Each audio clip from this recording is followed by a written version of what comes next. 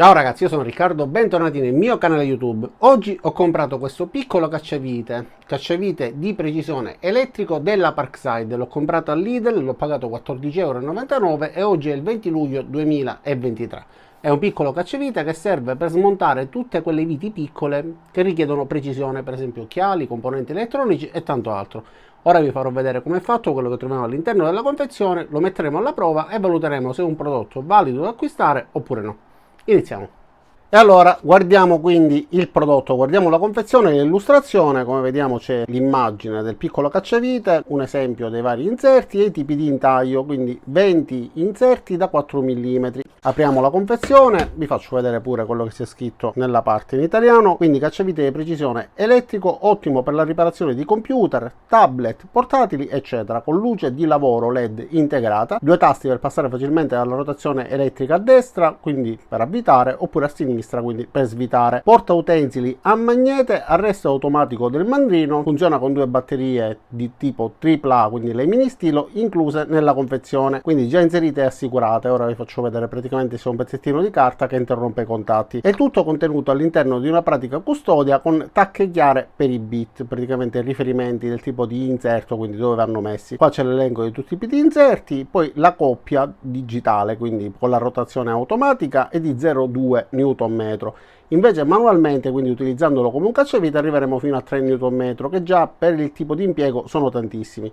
E il numero di giri è di 160, quindi un po' più lento dei soliti piccoli avvitatori elettrici che si attestano tutti attorno ai 200 giri al minuto. E l'autonomia offerta dalle due batterie mini stilo è di massimo 200 minuti. Ma ragazzi, 200 minuti di utilizzo praticamente è quasi infinito, perché diciamo che si utilizza per circa 5-6 secondi per ogni vite, quindi immaginate quante viti potete avvitare e svitare. Allora, la confezione, come vedete, è in plastica, quindi il nostro piccolo cacciavite mini avvitatore è posizionato al centro.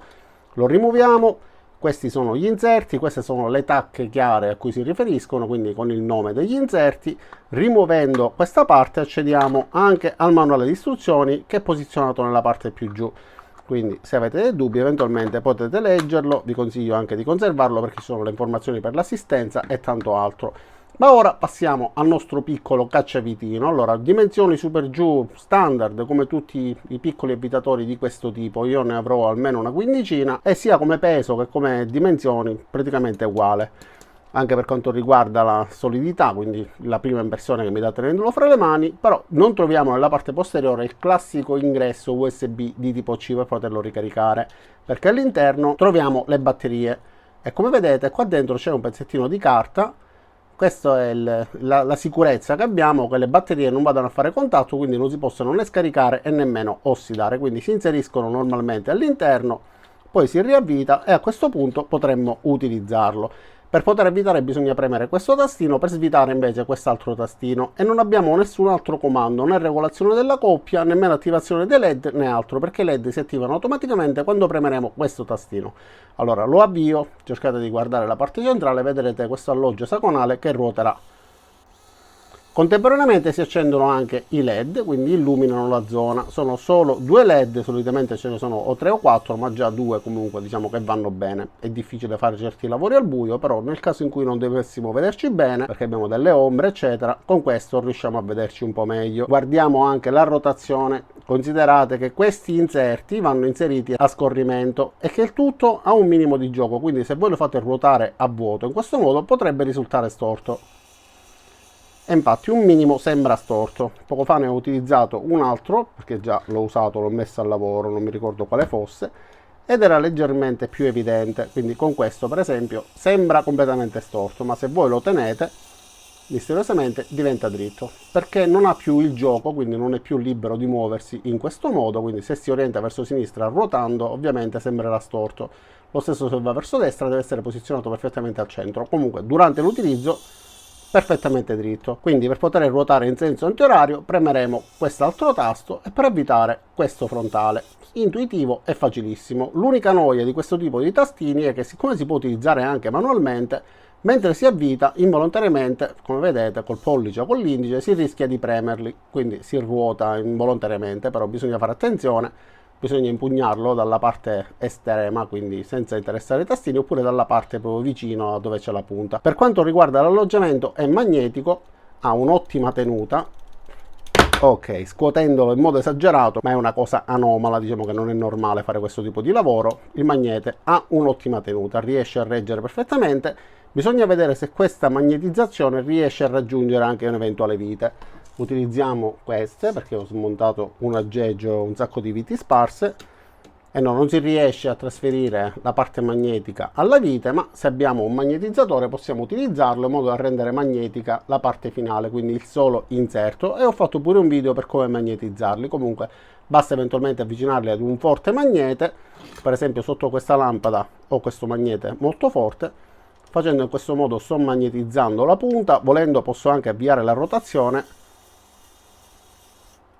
Ok, a questo punto, come vedete, riesco a prendere la vite. L'ho fatto per pochi secondi, però la vite rimane a questo punto attratta magneticamente dall'inserto, quindi si può utilizzare tranquillamente, se è necessario, magnetizzandolo in questo modo. Ora facciamo una prova di forza, quindi utilizziamo un inserto adeguato e svitiamo delle viti. Iniziamo con questo, che non so perché qualcosa mi dice che ha qualcosa che non va. Voi che dite?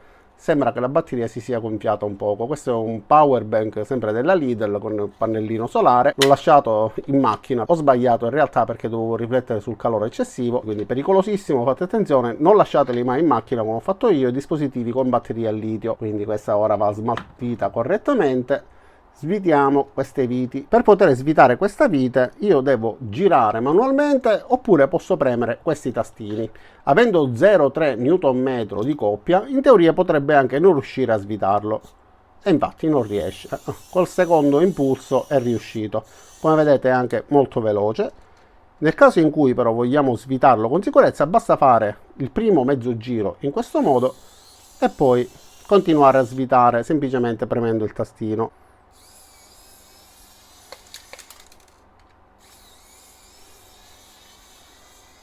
Ok, quindi come vedete riesce a svitare perfettamente e a rimuovere tutte le viti con molta facilità e molto velocemente. Ok, quindi anche quelle un pochettino più impuntate, come avete visto, riesce a svitarle, fa un minimo di sforzo all'inizio, però poi riesce a farlo senza problemi. E anche le luci a LED, devo dire, effettivamente aiutano. Proviamo a spegnere questa luce, però come vedete riesce a illuminare. L'unica seccatura è che non avendo il tastino per attivare il LED autonomamente, ci troviamo ad avere la luminosità solo mentre ruota, quindi dobbiamo avvicinarci in questo modo e poi utilizzarlo. Vabbè, meglio di niente. Sarebbe stato bellissimo se aveste avuto il LED che ci permetteva di accenderlo e avvicinarsi e poi avviare la rotazione. Però è così, purtroppo costa poco e quindi dobbiamo accontentarci di quello che troviamo con questa cifra. Accendiamo la luce e vi faccio vedere anche l'utilizzo con la funzione manuale con una coppia massima di 3 Nm. Così dovremmo avere 3 Nm. Ora questa vite è tutta spanata, ne cerco una che non sia spanata qua sopra e facciamo la prova. Mi sa che ha molto di più di 3 Nm. Rischiate di rompere qualcosa se stringete in modo esagerato, perché utilizzandolo manualmente non c'è nessuno scatto, quindi è andato tranquillamente. Non capisco in questo caso la frizione automatica, quindi com'è che si blocchi a 3 Nm. Guardo sul manuale di istruzioni, che di solito io leggo, ma avendone tantissimi di questi ipotizzavo che anche questo funzionasse in questo modo, quindi con uno scatto.